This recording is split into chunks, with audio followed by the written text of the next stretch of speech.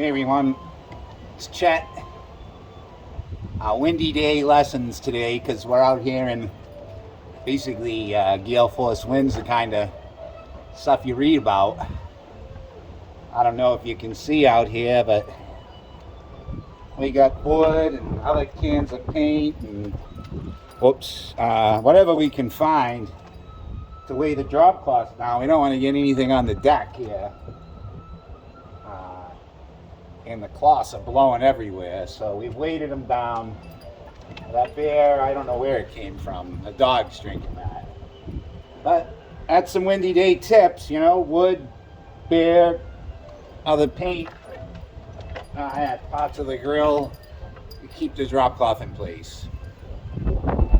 Peace out, happy painting, guys and girls.